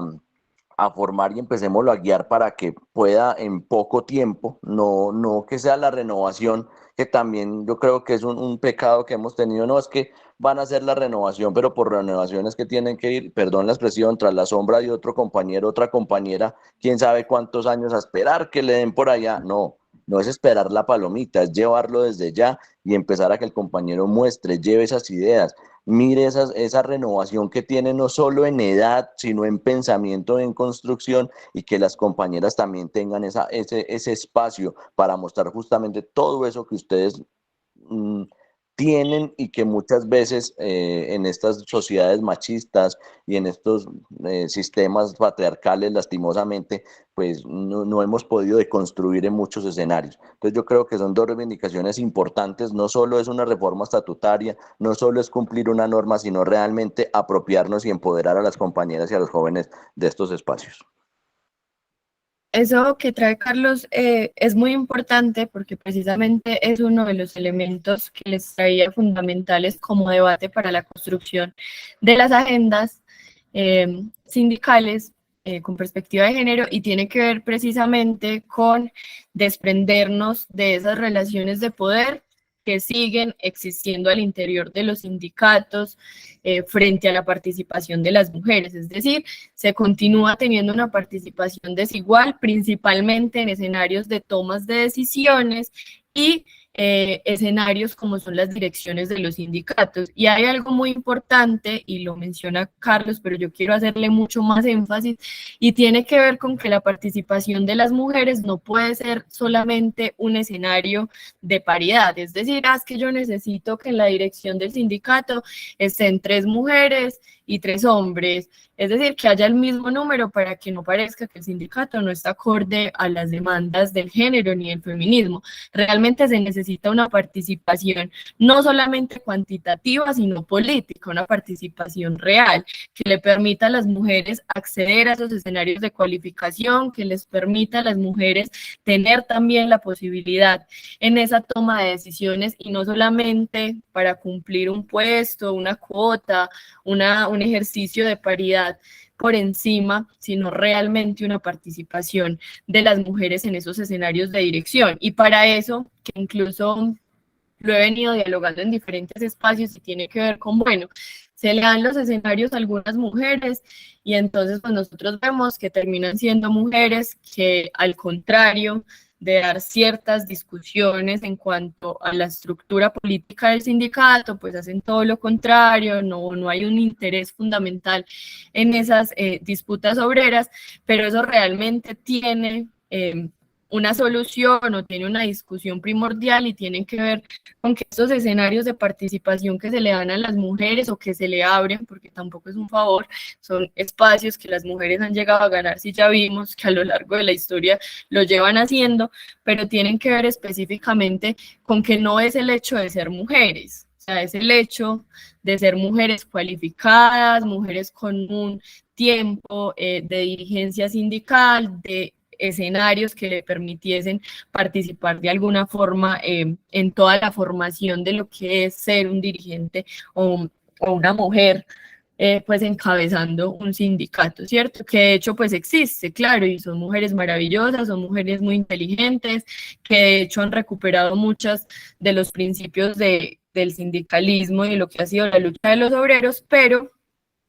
son muy pocas. O sea, no hay una participación real de esas mujeres y todavía seguimos viendo compañeros que dentro del sindicato pues siguen legitimando esas relaciones de poder, compañeros que de alguna forma pues siguen considerando que las mujeres dentro del ejercicio del sindicato están para hacer unas actividades que han sido feminizadas, entonces las secretarías, las relatorías, todos los procesos que te tengan culturales o pedagógicos, es decir, simplemente como esos escenarios que han caracterizado a las mujeres, pero no escenarios de participación real como son las direcciones sindicales y las tomas de decisiones de los sindicatos. No sé si alguien más quisiera responder la pregunta anterior para que continuemos. Ahí Sí, está el compañero Wilmar y Leonardo.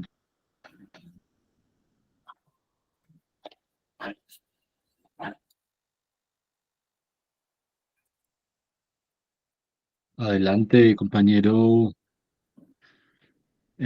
Wilmar Augusto, y si no, entonces el compañero Leonardo.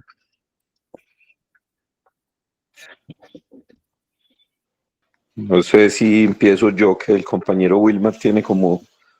algún problema ahí con el audio. Sí, nos Quería, puede pues, empezar, Leo.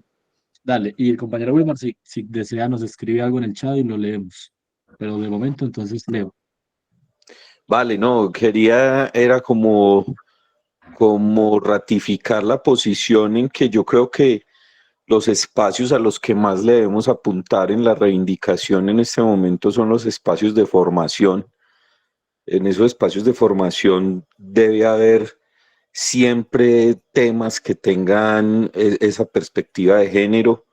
siempre debe estar vinculada a la mujer que está en los espacios sindicales, a esos espacios de formación, valga la redundancia,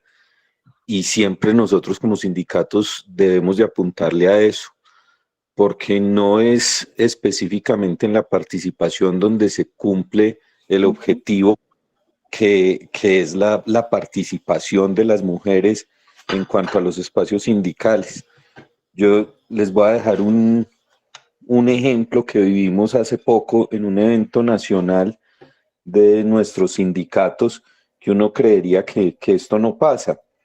Estábamos en el evento nacional con lideresas y líderes sindicales y se tocó el tema de las compañeras trabajadoras de hogares, de servicios pues de hogar, y una de las compañeras, siendo líder sindical, levanta la mano y dice que ella no está de acuerdo a que las compañeras reciban el pago de todas las condiciones laborales,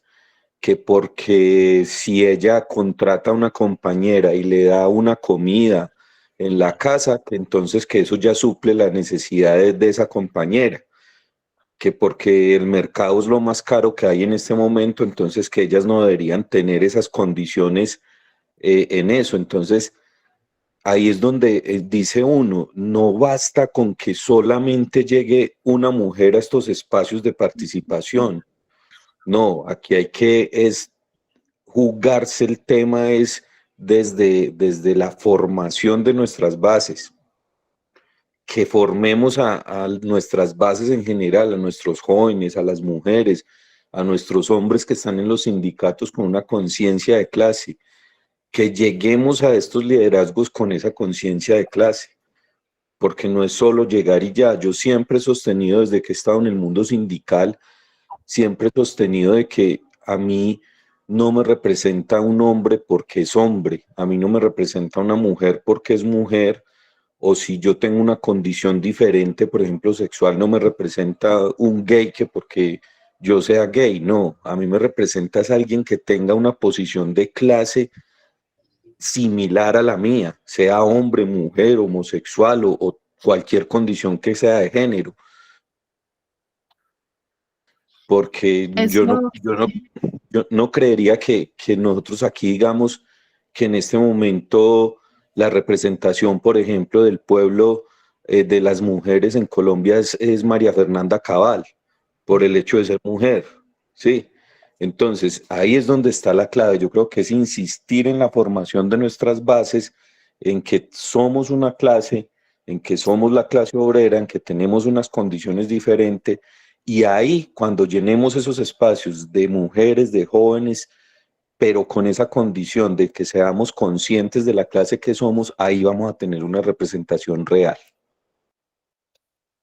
Sí, y eso que dice Leo es muy importante y fue de hecho uno de los debates que se dio al interior del feminismo que les mencionaba ahorita, que tiene que ver con esas discusiones alrededor de cuáles son las reivindicaciones de las mujeres de acuerdo a su clase, y claramente el feminismo tiene que ser un proceso con conciencia de clase, porque es específicamente las mujeres explotadas, las mujeres populares, las que han sido en su mayoría víctimas de todo lo que ha sido esa estructura capitalista, pero también de cuáles han sido sus condiciones y sus procesos sociales. Ahí también hay algo muy importante que tiene que ver específicamente con la formación, y es que el patriarcado, al ser una estructura, no es solamente una cuestión que se legitime a través de los hombres, y se los decía al principio, es algo que se reproduce socialmente, que incluso nosotras como mujeres hemos participado principalmente históricamente en ese proceso porque éramos las encargadas de la crianza, de los procesos de socialización de las generaciones, y ahí fue cuando se empezó a dar todos esos procesos alrededor del patriarcado, ¿cierto? La legitimación de algunas estructuras de dominación, de las posiciones de las mujeres, de los roles que íbamos a ocupar socialmente. Entonces, claramente, pues nosotras también tenemos allí un grado de responsabilidad frente a esa transformación cultural o el sueño del feminismo y acabar con el patriarcado de una vez por todas, que no es más que nuestras condiciones, sean masculinas, sean femeninas, no determinen nuestra posición y nuestro lugar en el mundo. Es principalmente esa discusión, pero también hay algo que tenemos que tener en cuenta dentro de esas agendas y que va muy ligado a la participación de la que hemos venido hablando, y es que las mujeres no tenemos la misma igualdad en frente a la participación en escenarios sindicales, y eso tiene que ver por esa división sexual del trabajo, porque además de que tenemos que estar en la casa, en los escenarios laborales, en el trabajo, en la empresa, en la fábrica, donde nos encontremos, pues también tenemos, si queremos sacar esa disposición para poder estar en el sindicato, pues sería una tercera jornada, sería una tercera actividad. Entonces, una de las discusiones y debates que hoy las nuevas agendas le dicen al sindicalismo es: hay que pensar también en esos espacios. Y lo decía Leo, los espacios de formación. Bueno, ¿y cómo garantizamos que en el funcionamiento del sindicato las mujeres puedan participar en esos escenarios de formación y conciliar eso con su vida familiar, sus responsabilidades familiares, sus tareas de cuidado, pero además sus funciones dentro de los escenarios laborales? Entonces, digamos que ahí también hay una discusión importante que hay que dar, y es cómo nosotros garantizamos desde el funcionamiento de nuestros sindicatos esa participación, reconociendo esas características que además se convierten también en un punto de la agenda sindical. Entonces, claro, las compañeras continúan teniendo toda la carga de las responsabilidades familiares y de las tareas de los cuidados. Hay unas luchas actuales que se están dando a nivel social alrededor del reconocimiento que debe tener ese trabajo. Incluso lo desarrolla muy bien Silvia Federici en toda su teoría, y ella dice, es que si nosotros estamos dando una lucha anticapitalista, pues tenemos que partir por dar un reconocimiento a lo que ha sido esas tareas del cuidado y de las responsabilidades familiares en la estructura de ese capitalismo, es decir, la base fundamental, la reproducción de la mano de obra, al igual que ese trabajo que es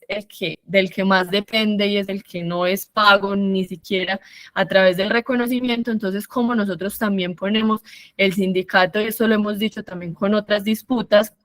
a favor de esas reivindicaciones que se vienen dando. Entonces, comprometerse con esas luchas de transformación cultural, comprometerse con esos proyectos de ley que en este momento se están radicando para poder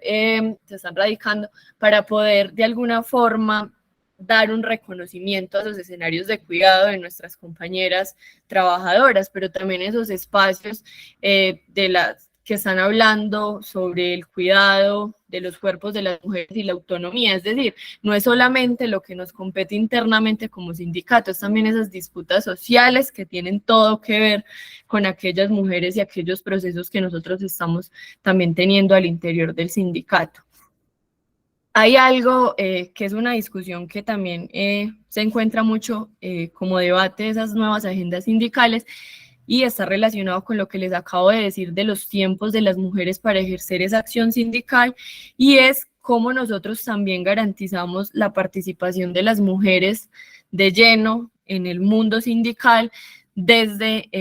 procesos como son los permisos sindicales permanentes que tienen muchos compañeros, es decir, cómo garantizamos nosotros también que para conciliar esas triples jornadas que tenemos como mujeres o que tienen algunas mujeres,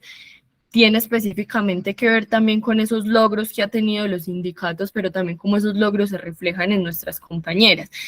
Y quiero acá ser muy enfática porque lo que dice Leo me parece muy importante, y es que no es por el hecho de ser mujeres, no. O sea, claramente hay mujeres que están cualificadas, que están preparadas para asumir esas direcciones sindicales, que tienen toda la capacidad, y estoy hablando precisamente de esas mujeres. Cuando existe una cualificación, cuando existe una conciencia de clase, cuando existe esa posibilidad de dar una dirección al sindicato de acuerdo a los principios de lo que ha sido la lucha obrera, ¿cómo garantizamos que esas mujeres puedan ejercer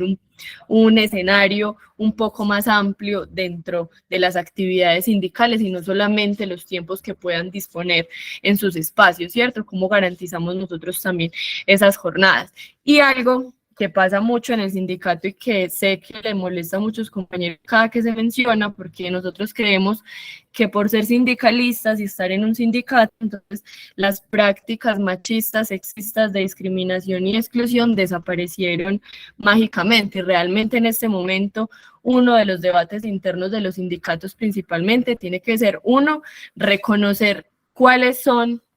esas prácticas machistas, de dónde vienen, qué es el sexismo, cuáles son esos escenarios de discriminación que se están dando en el sindicato, es decir, lograr caracterizar esos espacios para identificar cuáles son las violencias que están surgiendo allí y de alguna forma lograr proyectos que puedan transformarlas. Pero en este momento hay algo que la mayoría de compañeros son muy reacios, y es hablar al tema de género, porque creemos que estamos por encima, por ser sindicalistas, de esas prácticas, y pues realmente si nosotros vamos a la cotidianidad del ejercicio sindical, pues se siguen reproduciendo entre hombres, mujeres con mujeres, hombres con hombres, se sigue reproduciendo constantemente esas prácticas. No estoy hablando solamente de los hombres, pero todavía se siguen reproduciendo al interior del sindicato, en su estructura y en su funcionamiento, unas prácticas machistas, sexistas, de discriminación y exclusión. No es el general, pero parte también de que si hay una conciencia de clase, se debe también tener un sindicalismo con perspectiva feminista. Parte de las luchas de esa agenda, y es algo también muy importante, tiene que ver con cómo nosotros entonces también empezamos a leer la realidad del mundo laboral, un mundo laboral que tiene una precaria perspectiva de género frente a lo que pasa, y esto es algo muy, muy importante en lo que tiene que ver con empezar a ver qué es lo que está pasando en el mundo laboral actualmente con las mujeres, y eso pasa por ejercicios cualificados de caracterización, incluso que hemos venido también como hablándolo mucho cuando acompañamos negociaciones colectivas, y es caracterizamos cuáles son las demandas de las bases frente a las cuales nosotros vamos a realizar la negociación, y una de estas es mirar con perspectiva de género cuáles son esas demandas del mundo laboral que tienen las trabajadoras, y tiene todo que ver, por ejemplo, con que las mujeres hayan sido invisibilizadas en esos procesos. Hace poquito hacíamos un ejercicio de intentar incorporar algunas de esas perspectivas de género en la negociación colectiva, que Mateo me recordará, no sé si fue con Madeal o con Mineros, no me acuerdo, pero hay algo ahí muy importante, y es algunas de las reivindicaciones que empiezan a aparecer, ¿cierto? Entonces, por ejemplo, una de la perspectiva de género podría ser en los puntos de promoción y ascenso en las empresas, ¿cierto? Cómo nosotros garantizamos que las mujeres puedan acceder a esos ascensos, porque además las mujeres, y por estadística está comprobado y por estudios, no tienen los mismos tiempos de antigüedad que los hombres porque han tenido que emigrar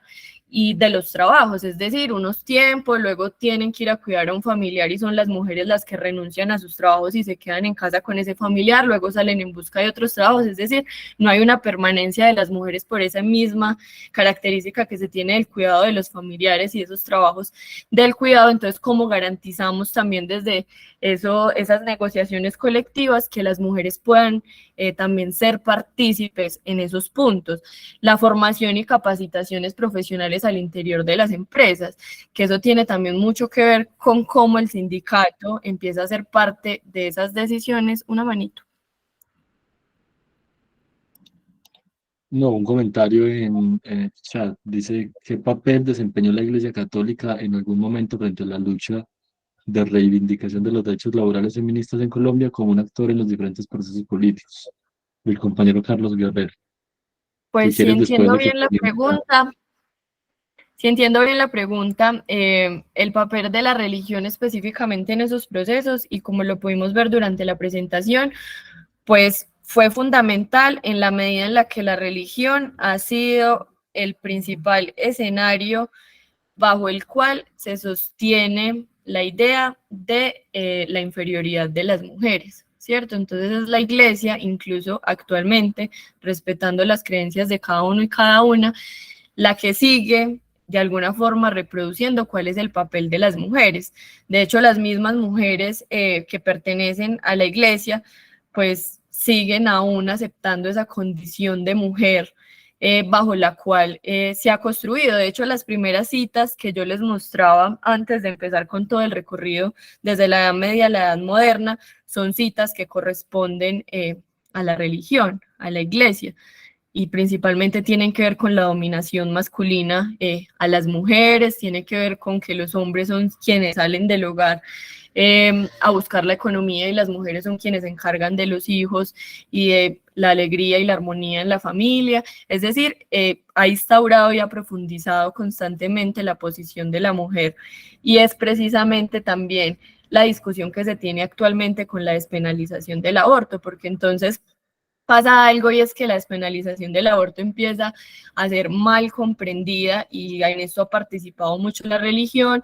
como un asesinato de niños, como mujeres que no les importa tener hijos y simplemente quieren abortar, y realmente las reivindicaciones del derecho al aborto, también pues respetando lo que ustedes piensen, tiene que ver es con la autonomía, con la capacidad de decisión de las mujeres sobre sus cuerpos y sus vidas, incluso una discusión mucho más amplia que va más allá del hecho del aborto, que tiene que ver con cómo las mujeres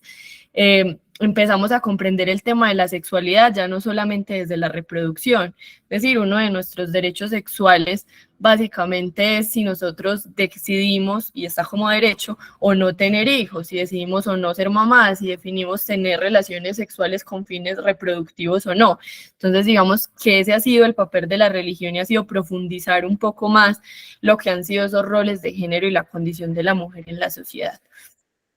No sé si, pues eso en general, si alguien quiere también responder algo ahí o tiene otra opinión, pues no hay ningún problema, alzan la manito. ¿No había nadie más? No, de momento no hay más intervenciones. Bueno, y entonces es importante para continuar que tengamos como base y ahora principalmente en las agendas de discusión del sindicalismo, y les traje esta frase de Silvia Ferici que lo retoma muy bien, y es: el trabajo no pago de las mujeres en el hogar es el pilar fundamental sobre el cual se construyó la explotación de los trabajadores, así como también ha sido el secreto de su productividad. Hay una frase muy famosa que dice que detrás de un hombre exitoso hay una madre o hay una mujer. Entonces, realmente siempre esos ejercicios de productividad y explotación de los trabajadores pues estuvieron antecedidos por un proceso de trabajo no pago de las mujeres, eso que llaman que por amor, pero realmente pues es trabajo no pago y trabajo de los cuidados. Y finalmente, hay algo que es importante también dentro del sindicalismo y que tiene que ver con la agenda de género, y es que actualmente, y como les decía ahorita, hay actividades que continúan siendo relegadas a las mujeres, pero hay unas, como por ejemplo las secretarías o los comités de asuntos de género, las secretarías de la mujer que tienen algunos sindicatos, que empiezan a hacer procesos que se consideran como un trabajo, un asunto de las mujeres. Entonces, que ellas estén allá ocupadas haciendo actividades con las mujeres informales o haciendo actividades con las trabajadoras sexuales o haciendo actividades que tengan que ver con eso del género, que eso es un asunto solamente de ellas. Y realmente uno, y creo yo, de los pilares fundamentales en esa agenda, pues debe ser que es un tema de todos, y lo decía Carlos ahorita, de todos, todas, todos, absolutamente, quienes integran la organización sindical, porque es importante que estén comprometidos con estas demandas, que estén comprometidos, como les digo, con cualificar incluso mucho más el proceso del sindicalismo y lograr decir, veas que de las 50 trabajadoras afiliadas que tenemos, logramos hacer un ejercicio riguroso de mirar cuántos salarios, si tenían iguales cargo, igual salario que sus compañeros en la empresa, si estaba fácil que tuvieran los permisos por sus responsabilidades familiares, si estuviera fácil lograr dentro de la negociación los permisos por maternidad, pero también por paternidad igual, para ir fomentando esa transformación familiar de la responsabilidad que tienen los hombres también en el hogar. Es decir, hacerse cargo como hombres y como compañeros sindicalistas también de las discusiones del género. No es un asunto de mujeres, y lo hemos visto, es un asunto de la sociedad en general. Y los procesos de transformación, miren, la historia es el ejemplo claro, los procesos de transformación en diferentes escenarios siempre han dependido de la unidad y la solidaridad de diferentes sectores. Y pasa lo mismo en las discusiones de género. Seguramente las disputas de género y de los derechos y garantías de las mujeres no va a ser solamente una pelea que tengamos que dar nosotras como mujeres, es una pelea que en el marco de una organización y con los principios que tiene el sindicalismo, pues debería ser un punto principal el acompañamiento en estas agendas, incluso liderar esos procesos de género. Por eso dejo la pregunta ahí.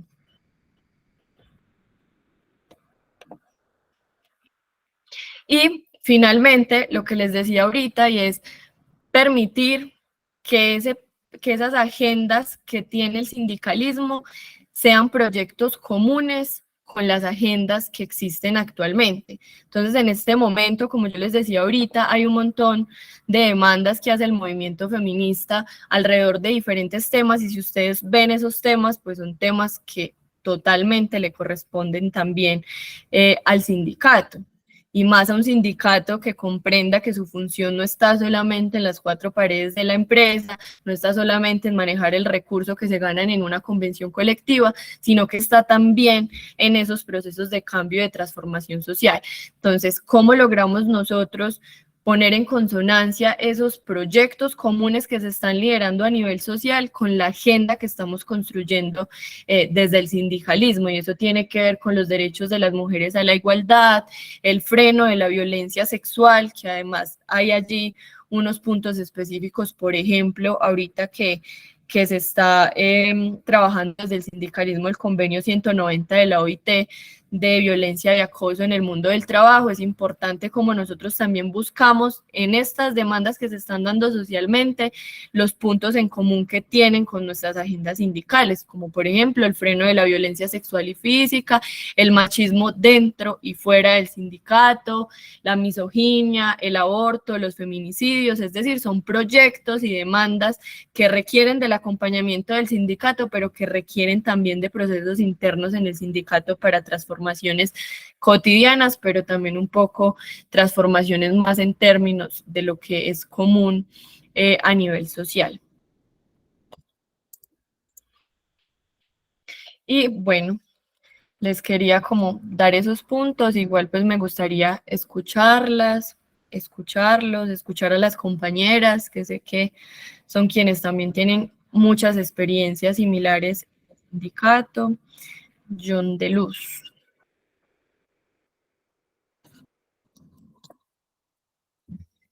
No, el compañero ingresó a la sesión. Ah, bueno, Bueno, ¿cuál mientras está? van conversando ahí, voy a ir preparando el formulario de la asistencia mientras van pues interviniendo. Entonces, adelante como quieran, quien quiera empezar a preguntar, a comentar o a opinar pues, sobre este tema.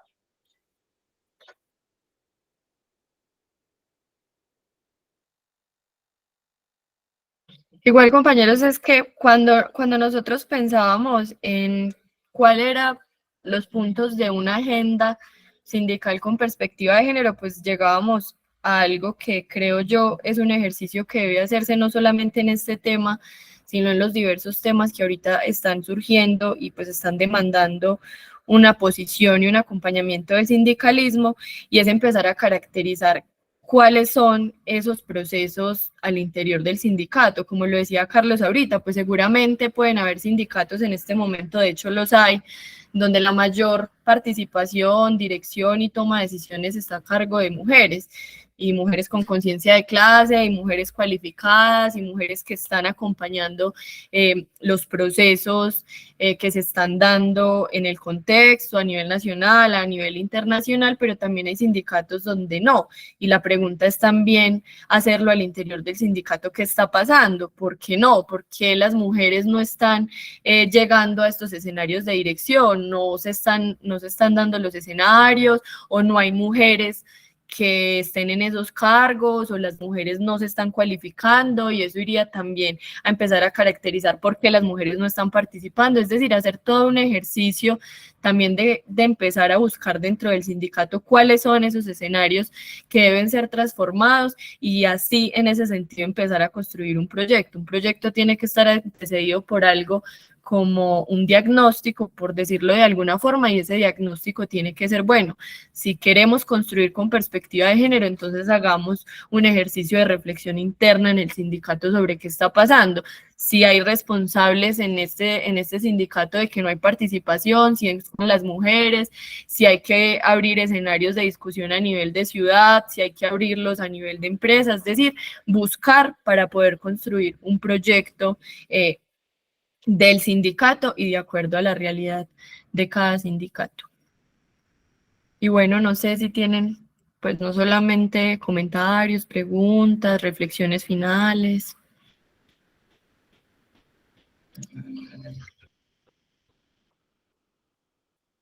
Hernán Ramírez.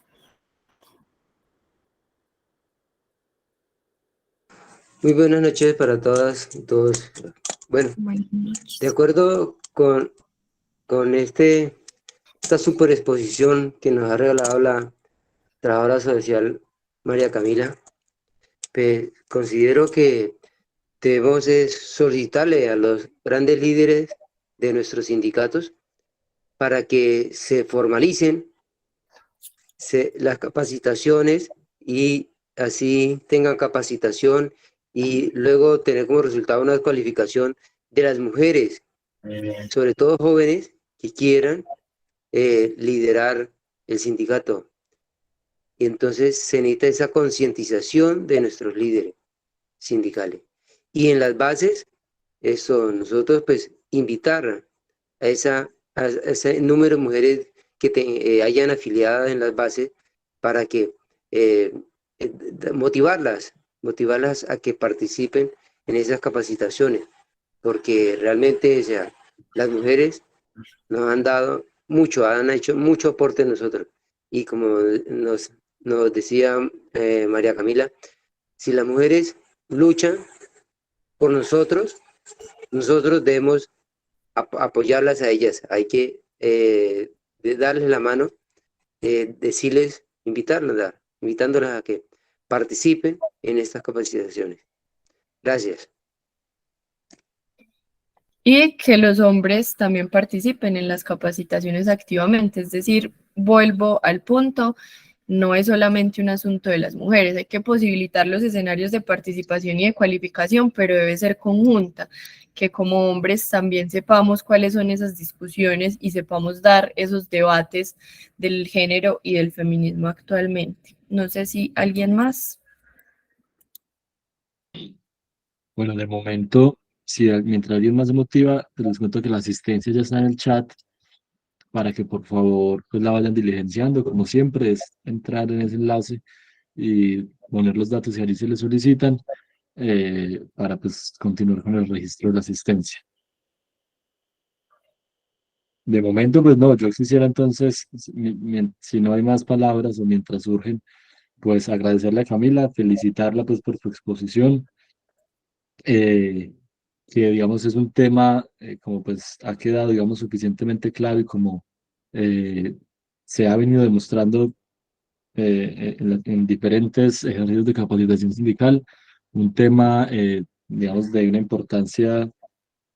de una gran importancia en el sentido en que hoy las negociaciones colectivas, por ejemplo, deben ser pensadas con enfoque de género. La construcción de pliegos de peticiones desde las organizaciones sindicales deben pensarse y deben proponerse tener un enfoque de género. Deberían, digamos, tratar de incluir cláusulas, artículos o peticiones dirigidas a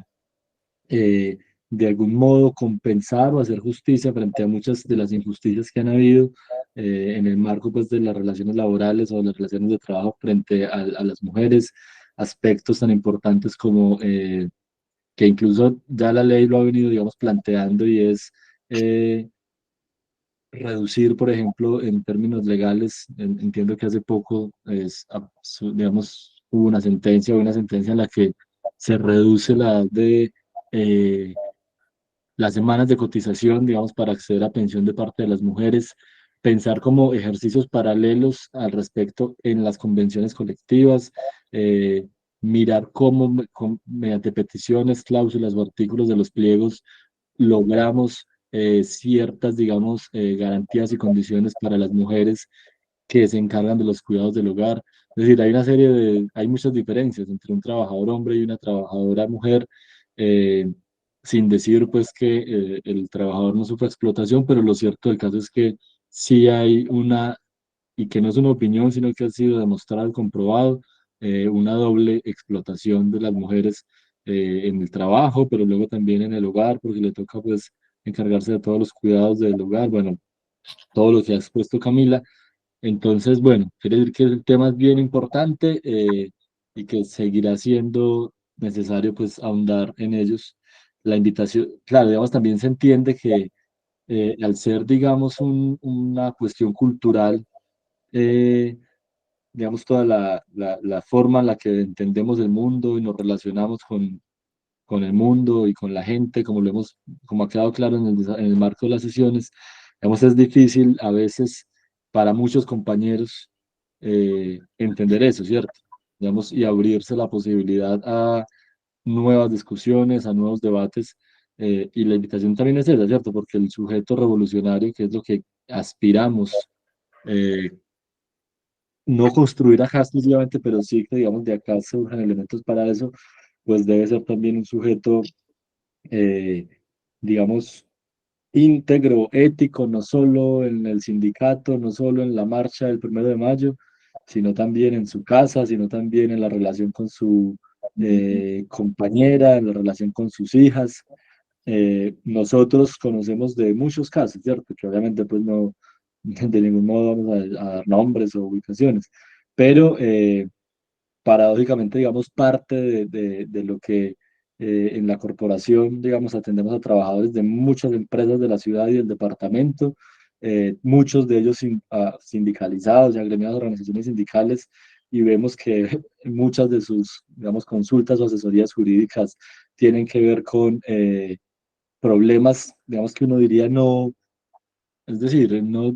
un sindicalista no debería estar digamos, en un problema de esto, ¿cierto? Digamos, situaciones de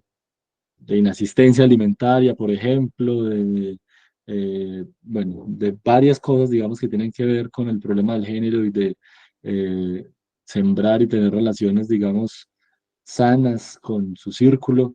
Entonces, digamos que esa consigna que también Camila nos recordaba al principio de que lo personal es político tiene mucho sentido, ¿cierto? Porque no somos una cosa, nosotros como seres humanos no somos uno, digamos, cuando abro la puerta de mi casa y luego cuando me voy a trabajar al sindicato y luego cuando estoy tomando cerveza por la noche. Eh, Somos una sola persona y lo que hacemos tomando cerveza por la noche dice de lo que soy yo, ¿cierto? Y lo que hago dentro de mi casa y cómo me relaciono con mis hermanas, con mi mamá, con mis vecinos, dice de lo que soy yo. Entonces no podemos seguir, digamos, eh, teniendo esa diferenciación, ¿cierto? Y más bien esa diferenciación no podemos o hay que entrar a corregir sí, digamos, esas incoherencias que muchas veces compañeros, digamos, dirigentes sindicales y comprometidos con la lucha en la calle, son otra cosa en sus hogares. Hay un dicho por ahí que le he escuchado a algunas compañeras que dice como que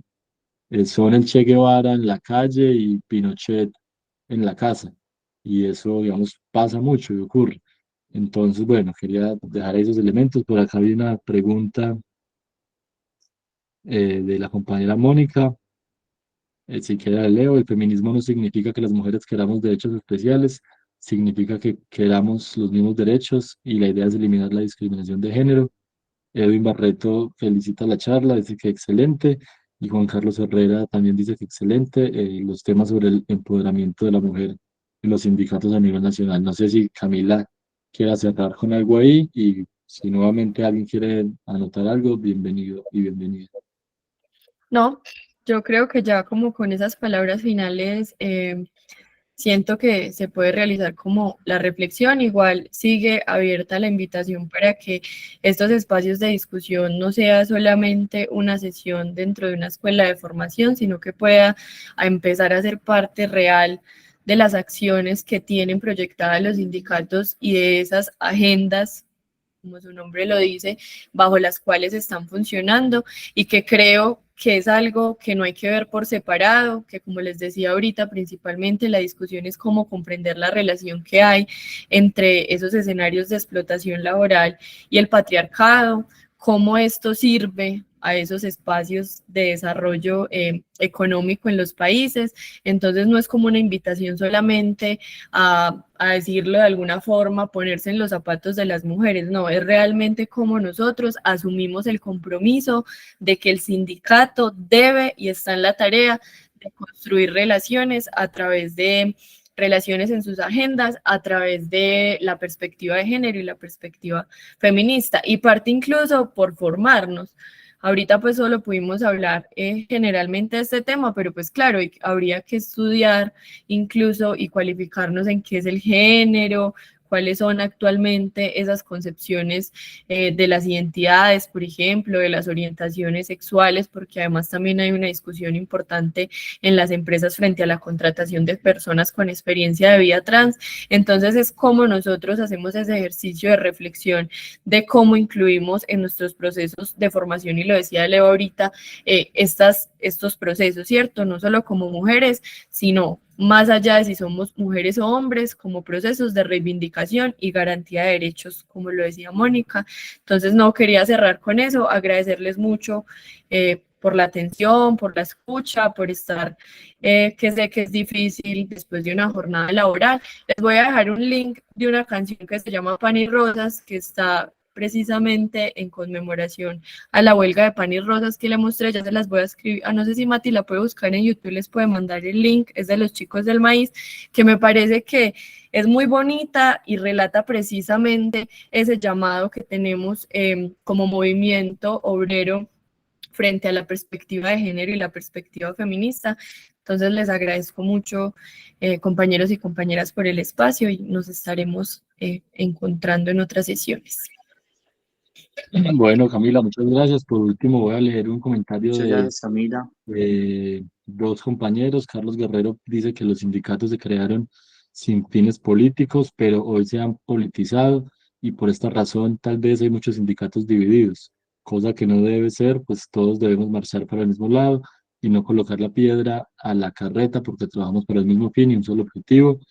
Jorge Luis Velandia plantea que qué maestralidad al ser tan puntual en los aportes de las mujeres en el sindicalismo y la lucha continua que se viene dando con el paso de los tiempos. Bueno, es entender el compromiso como sociedad y sindicato para seguir en la formación del gran aporte que nos dan en todos los campos. Arriba las mujeres empoderadas, felicitaciones para cada una de ellas. Y la compañera Linda Xiomara plantea que tenemos que deconstruir nuestras vivencias para empezar a reivindicar los derechos de las mujeres. Agradecerle por los comentarios a la compañera y a los compañeros y recordarles nuevamente ahí el enlace de la asistencia, que hasta el momento van 39, bueno, casi todos, faltan como 8 personas, pero pues si no la llenaron es porque se salieron o no están, ya luego miraremos con ellos. Entonces, bueno, no, muchas gracias a todos y a todas. Por supuesto, pues a Camila, recordarles que las sesiones se las enviamos por si las quieren volver a revisar, que la próxima sesión es el jueves 16 de noviembre, les enviaremos el enlace, esa será la última sesión y a los 15 días, el 23, trataremos de para ese día tener los certificados y poder tener una sesión en la que se los entreguemos a cada uno y en los que, y cada una, y en la que pues escuchemos las conclusiones sí, digamos, conclusiones, entonces también que para esa última fecha, pues, puedan venir bien participativos y participativas, porque nos interesa mucho, como corporación, nos interesa mucho, bueno, ya miramos eso de la selección, sí hay que verlo. Puede ser entonces el miércoles, bueno, ya miramos. Decía que a nosotros nos interesa mucho como corporación, pues, escucharlos y escucharlas, no pues como por la carreta que casi siempre se dice de que nos interesa escuchar las sugerencias, sino porque en realidad venimos en un proceso de como de maduración en este ejercicio de brindar formación a los sindicatos y obviamente pues es muy valioso autoevaluarnos y que ustedes nos evalúen. También les vamos a enviar una evaluación corta que les pedimos pues que nos ayuden a diligenciar, evaluación pues nuestra. Y bueno, entonces antes de que nos vayamos, dejemos claro entonces, digamos, lo del partido de la selección. Lo que sucede es que nosotros el martes y el miércoles recién iniciamos otro proceso de formación justo a la misma hora. eh, y eso hace que, voy a ver acá, si el partido de Colombia es a las 19, sí, es a las 7. Está difícil. Podemos tratar entonces de, no sé, martes y miércoles, como les digo, no podemos, eh, podría ser el viernes, pero ahí con esa modificación de viernes tendría que articular el orientador, con el orientador que está programado para las 7. La otra es que pueda ser un poquito antes eh,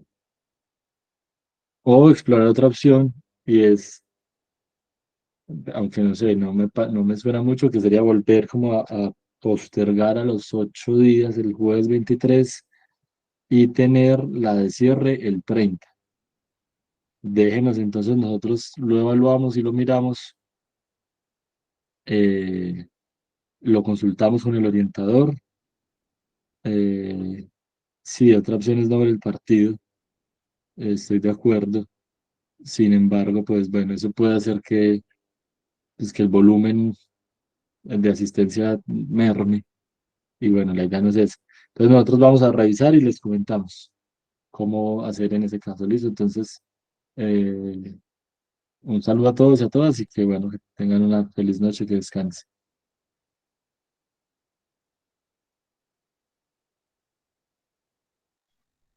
Muchas gracias. Gracias. Buenas noches, que estén bien. Camila, Gracias. Mateo, muchas gracias. Dios los bendiga. A Feliz noche. ustedes. Muchas gracias, Mateo, muchas gracias.